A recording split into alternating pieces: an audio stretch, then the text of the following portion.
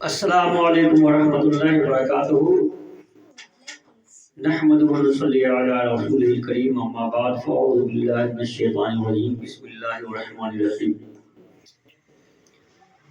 ان اللہ ملائکۃ یصلون علی النبی یا ایھا الذین آمنوا صلوا علیہ وسلموا تسلیما اللہم صل علی سیدنا و حبیبنا شفیعنا مولانا محمد وسلم صلی اللہ تعالی علی النبی الامی وعلیہ صلی اللہ علیہ وسلم صلاۃ و سلام علیک یا رسول اللہ۔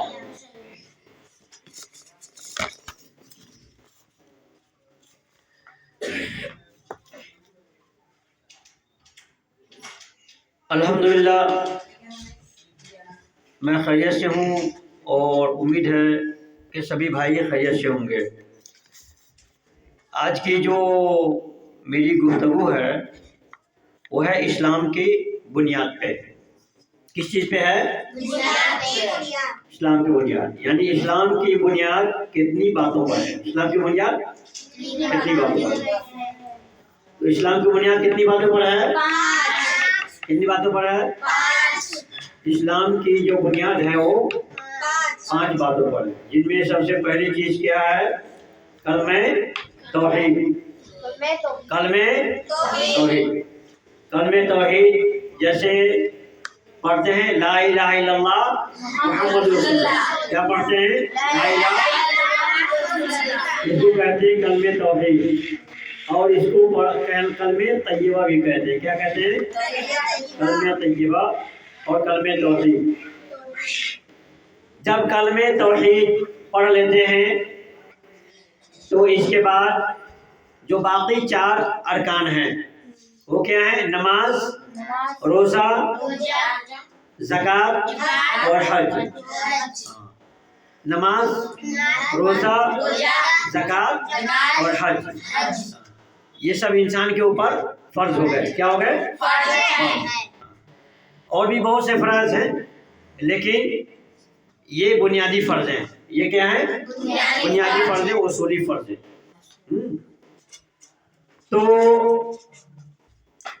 اور ان فرضوں میں جو سب سے بڑا فرض ہے وہ کون سا ہے؟ نماز۔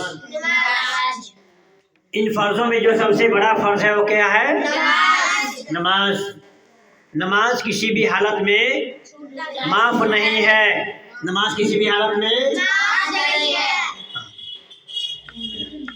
یہ اور بات ہے کہ مسافروں کی نماز میں اور عام لوگوں کی نماز میں تھوڑا سا فرق ہے۔ اسی طریقے سے جو بیمار ہیں، مریض ہیں، ان کی نماز میں اور صحت مند کی نماز میں تھوڑا فرق ہے۔ یہاں تک کہ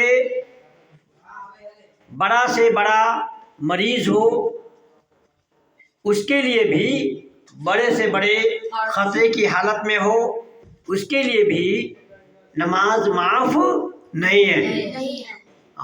بہت سے آج کل ایسے پیر لوگ ہیں جو نماز معاف کرتے ہوئے پھرتے ہیں۔ بابا لوگ، پیر لوگ، ڈھونگی بابا لوگ، وہ بابا ہیں کہ ڈھابا ہیں جو نماز معاف کرتے ہیں، پتہ نہیں کیا ہے۔ نماز کسی کے لیے چاہے انبیاء ہو، چاہے اولیاء ہو، چاہے غوث ہو، چاہے قطب ہو، چاہے ابدال ہو، چھوٹا ہو یا بڑا ہو، نماز کسی کے لیے بھی معاف نہیں ہے۔ اس لیے سب سے بڑا فرض کیا ہے؟ نماز ہے۔ سب سے بڑا فرض نماز ہے۔ تم لوگ نماز کی پابندی کرو گے ہمیشہ انشاءاللہ۔ انشاءاللہ نماز کی پابندی سب کو کرنی ہے نا؟